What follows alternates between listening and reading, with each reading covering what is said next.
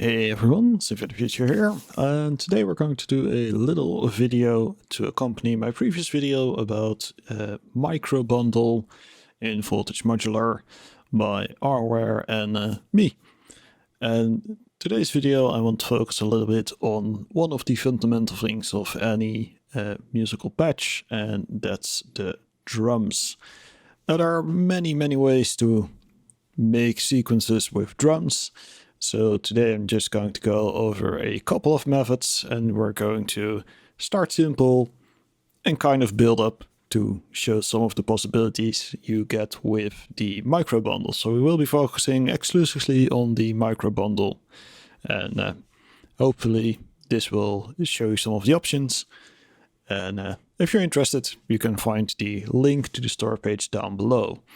Now, before we can actually start sequencing, we need some drums. So let's actually get in some drums. And the nice thing is, for this, we can use the micro bundle because there are drums in the micro bundle. So let's get in our kick, snare, and hats. Those are the three elements we are going to work with.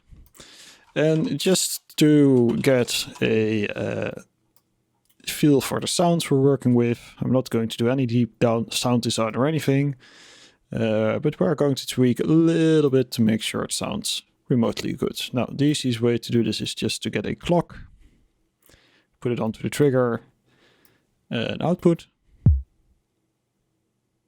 There we go.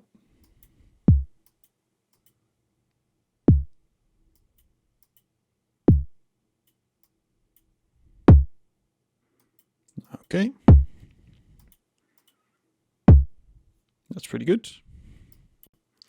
Let's go to snare.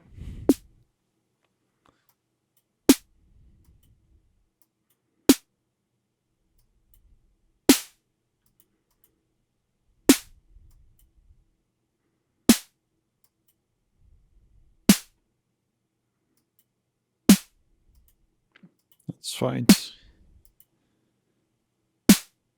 That's a pretty good sound. And let's do the hats.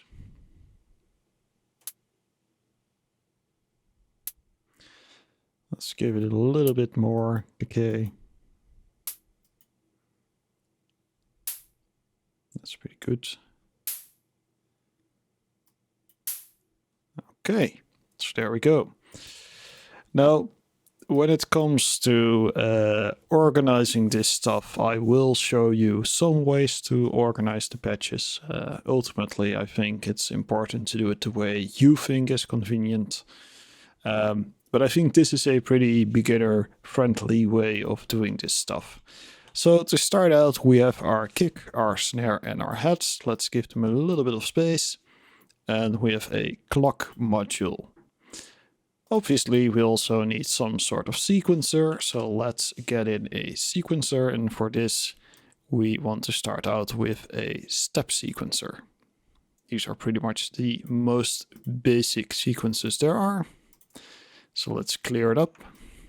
Let's copy it, and if you want to copy anything, you can just hold Alt and drag it, and it will make a copy. And the nice thing is, it will actually remember your settings, so once you copy something, it will take over those settings. Nice little trip. Now, starting with organization, we're just going to keep the sequencers left from the sources.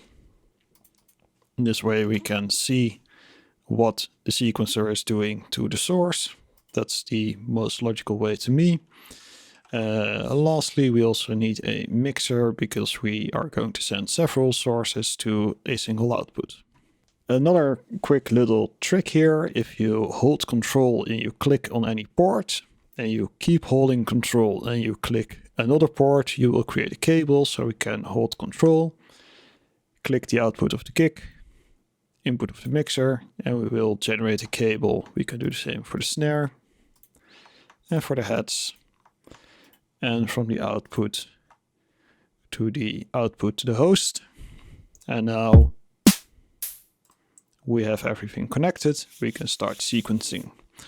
Those step sequencers are the most basic way of sequencing anything. They are pretty easy to understand. they take a clock. So if we take this clock, let's put it on 1-4.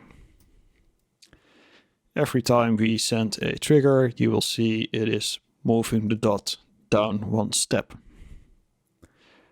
Every gray step is off, and every lit up step is on.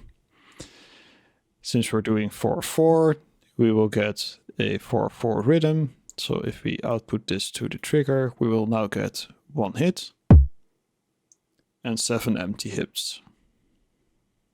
There we go. Let's fill in every other step.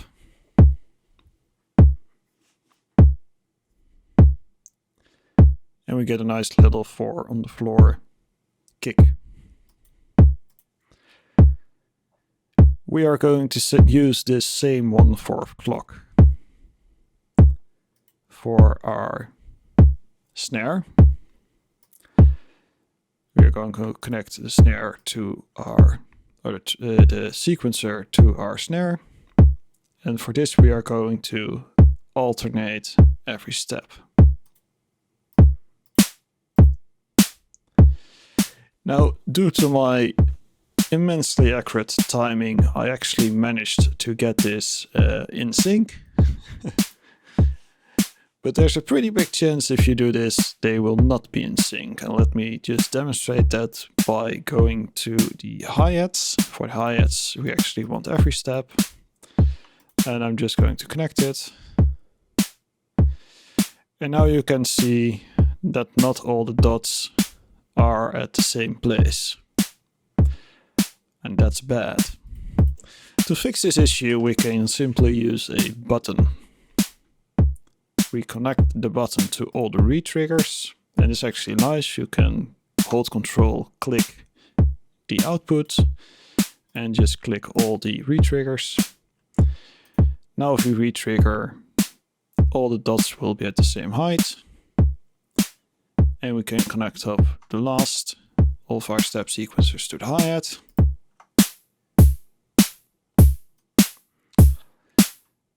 And we just generated the most boring pattern in the world.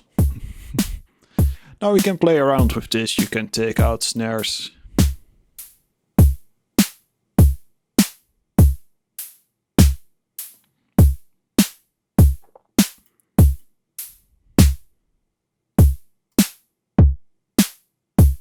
And change the pattern around a little bit. But overall, this is fairly boring. It's a good start. We can build from this. So the first thing we can do to make this a little bit more dynamic is make the hi-hat a little faster. Because right now the hi-hat is really on the bass drum and on the snare drum. Let's make that a little bit faster. So we take out the trigger. And what we're going to do is we're going to use this second time and put it into 8 notes. So it will move twice the speed of the other clock. Now, because all these clocks are not synced by default, we actually need to put a button to the re-trigger of the clock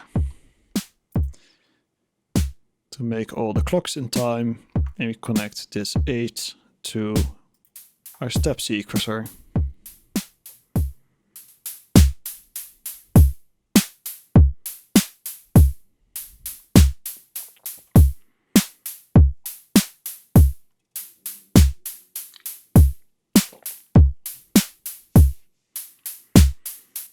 That's already a little bit better. The only sort of downside we have right now is that the hi-hat is moving in 8 steps, so it will go through the entire step sequencer twice in the time that the other sequencers go through the entire thing once. So we get the same sequence twice, and it might be cool to have a separate one single long sequence, I should say, with 16 steps for the hi-hat. So that's the next thing we'll move to.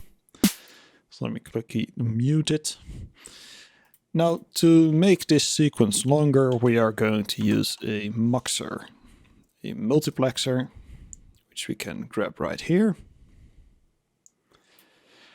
The multiplexer is a fairly simple thing. A multiplexer will simply take many inputs and have one output.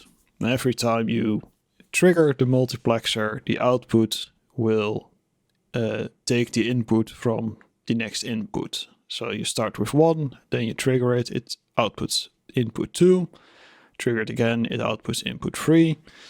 And this is a linear progression, so you can only move downwards and you always go down one single step. Our little muxer also has the option to receive multiple triggers to move one step down. What we can do now is we can actually take 2-step sequencers and feed these into our multiplexer.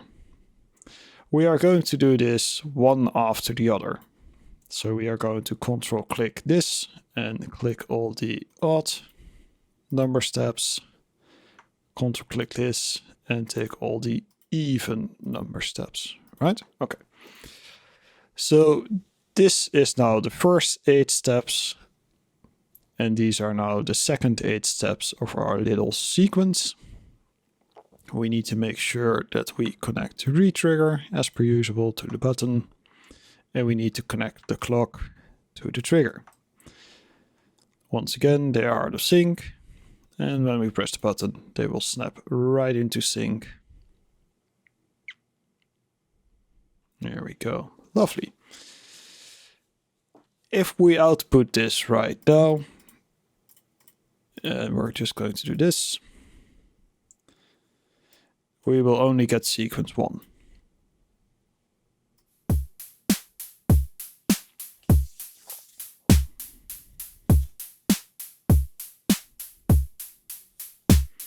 So the hi-hat is still just doing sequence 1. We need to tell the muxer to move along. Now we want to change this every 8 counts. So every 8 steps, it should move to the next step sequencer. So for this, we can actually use the inbuilt count, put it into 8 mode. Of course, we need to connect the retrigger to the little button. And we can connect the 8s to the trigger. Retrigger everything.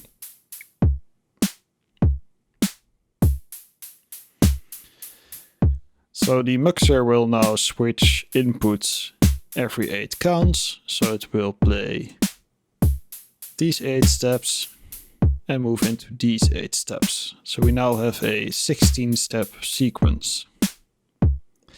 And you can multiply this process as much as you want. If you want a 32-step sequence, you simply need to give it 4 inputs and it can handle that. So let's color in a few steps.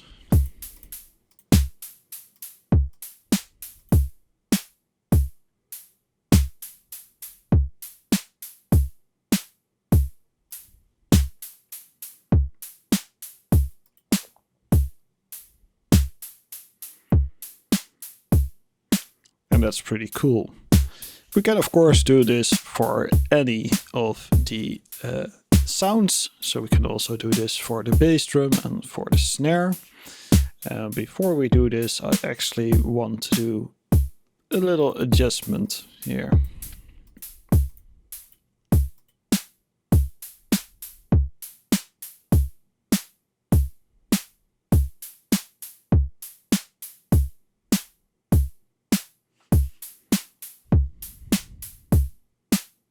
There we go. Nice little simple sequence. But let's say we want to spice it up a little bit. First off, I want to make the resolution of the bass drums higher, because right now we only have 8 steps.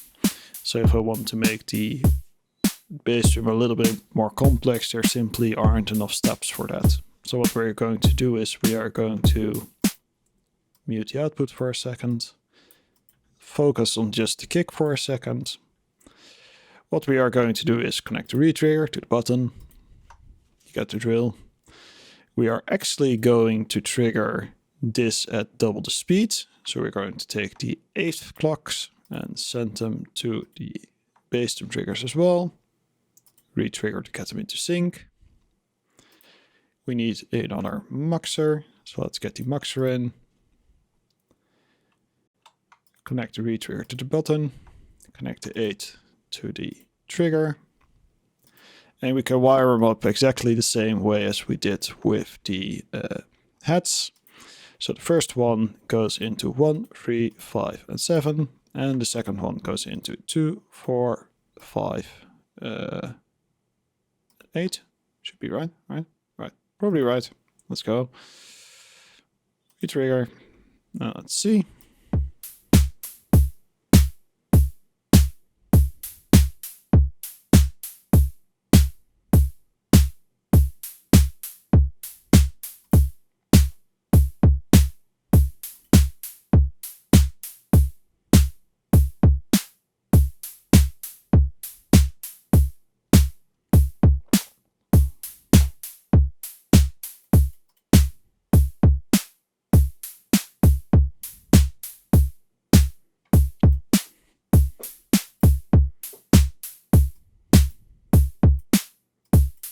There we have a nice little sequence with just a little bit more added complexity. Now, let's say I quite like this sequence with a little bit of complexity. But what you quite often see in drum things is that you have a repeating pattern with every X beats, a little bit of a spice thing, right? So you have, for instance, a 4 on the floor, and on every third beat you get in another bass drum hit, just to give a little bit more variation long term. We can totally do that. We just need more step sequencers to define those extra moments. So we need to quickly change this a little bit so we can make it a little bit more obvious. So I'm going to take out all the flare from the sequence for a second.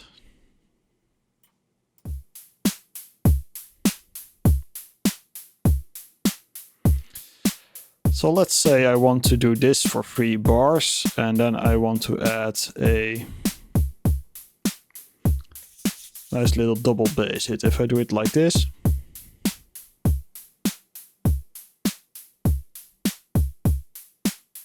that works out great. But let's say I want to do this and add a variation extra. So what I can do now is I can actually make a little bit of room. I'm going to kick out these last 2 and add 2 more step sequencers here. Retriggers to the button, as always. These still receive an 8th pulse. So there we go. Retrigger to get them back into sync. And we connect this one to 7 and this one to 8.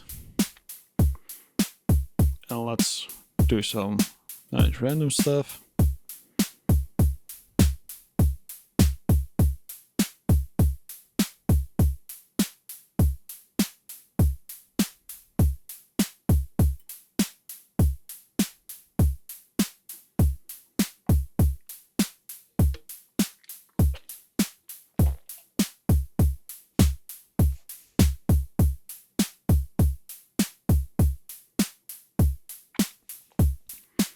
And now we get one more irregularity every couple of beats to spice things up. And you can do this with any of your drum parts.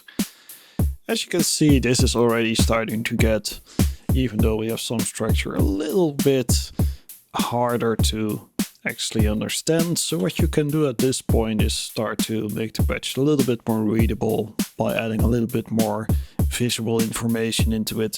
And for this we actually have the micro blank. It's a very, very useful tool. So let's put a blank here, let's put a little blank here, and let's put a little blank here. The cool thing of the micro blanks is you can double click them and you can just say this is a kick, this is a snare,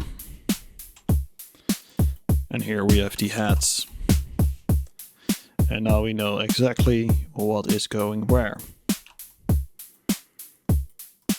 So this is basically your bread and butter of sequencing with micro. Using the muxers you get a lot of versatility. It's also important to keep in mind you can actually connect muxers to muxers if that's your jam, to generate sequences that can be as long as you want and sequences to change as often as you want.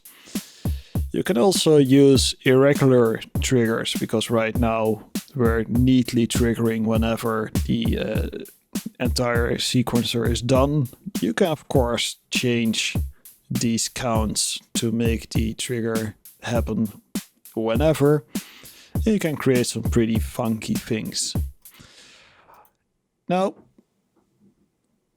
this is already a very, very powerful tool. But there are some more sequencing options we can take a look at. One of the other sequencers, which is pretty cool, is what's called the Euclidean sequencer. And Euclidean is a little bit of a weird concept, but basically you define a number of steps and a number of hits. And every combination has a ratio thing that determines when the trigger happens, which can be offset. So let's take a little bit of a look at that. Let's borrow our kick for a second, move it here.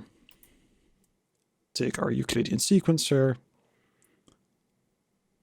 make it trigger the kick. Output.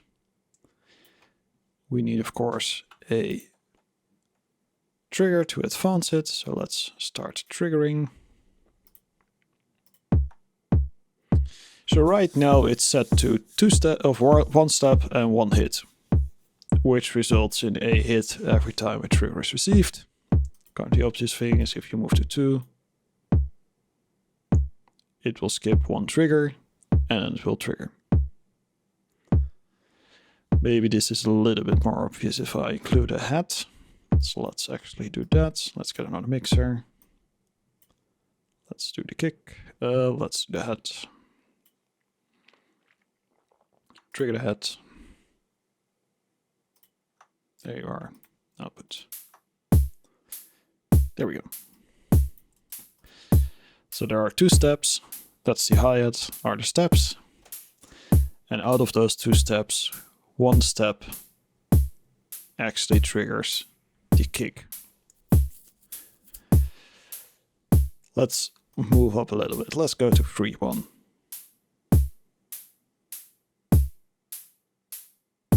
So now we get a trigger, 2 non-triggers, and then the cycle repeats because we have 3 steps. 4 steps.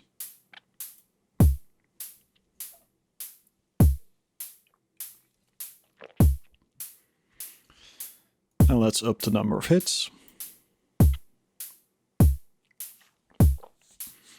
So now it sounds just like the 2 steps, 1 hit. Let's go to 3.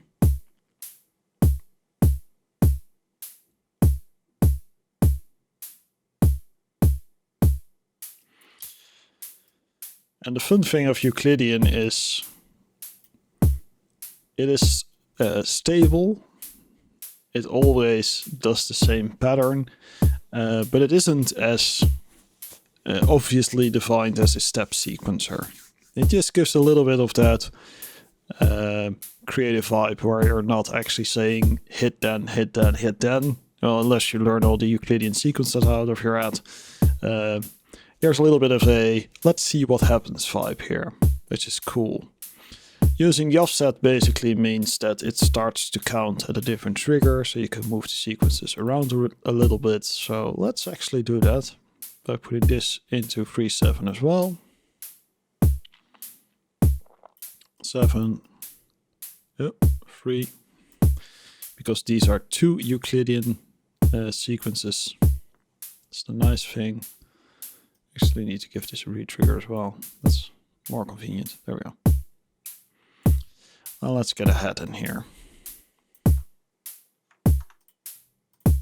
So the second Euclidean will trigger our head.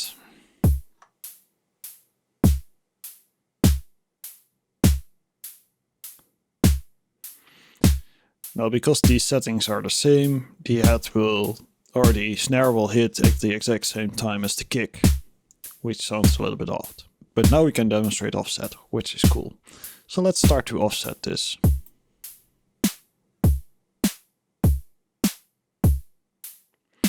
So now the snare will hit one step after the bass drum. So you always get bass, snare, bass, snare.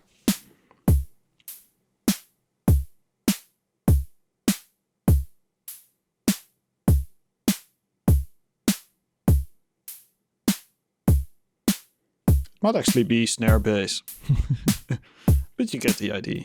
And we can move this along.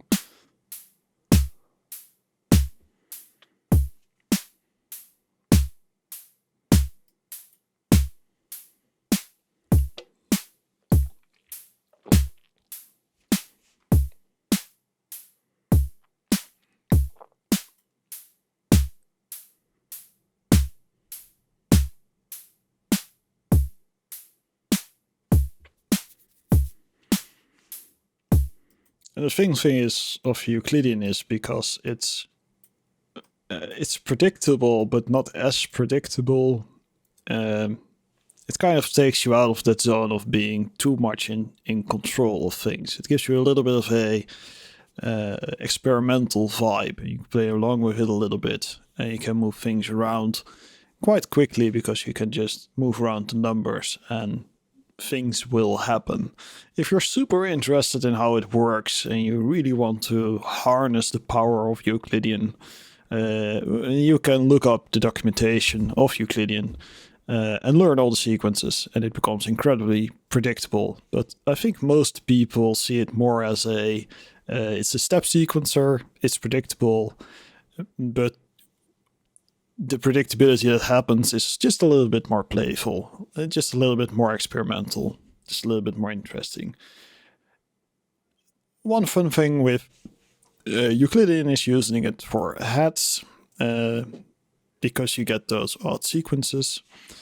And one thing that's also very cool to do is use the combined output, because we have that. And this way you can actually have 3 Euclidean sequences with a single Euclidean module, which is nice. So let's connect this to the heads. Connect the heads to the mixer, of course, if I didn't already do that.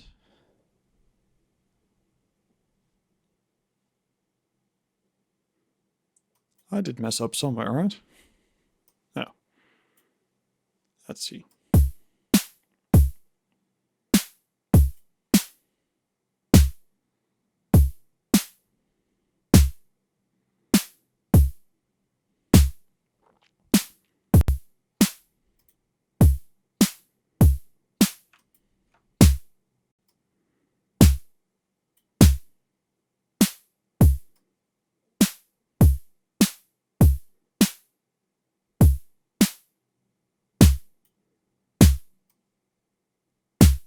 Let's get a second Euclidean in there.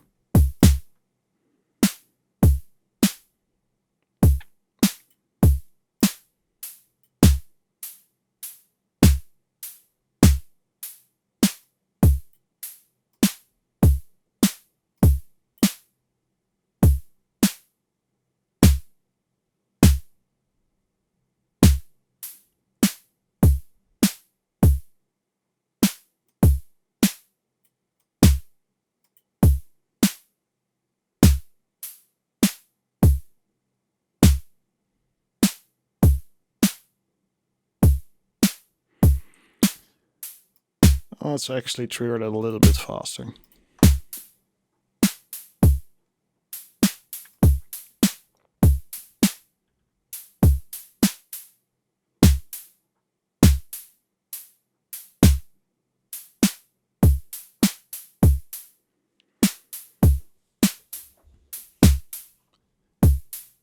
The fun thing is you can of course use Euclidean and a step sequencer with muxers as well. And muxers are indiscriminate to the input sequences. You can just say do 8 counts of step sequencer, 8 counts of Euclidean, another 8 counts of Euclidean, 8 counts of step sequencer, etc. And that gives a lot of reproducible semi-randomness, which can be really good to kind of nail down one element in a track. Because having generative things is cool, of course, obviously, but having too many generative things going at the same time just makes things too unpredictable in general. And you need a little bit of a steady pulse to keep things a little bit grounded. So that's our Euclidean bank. And let's move on to some more options, because there's always more options in modular land.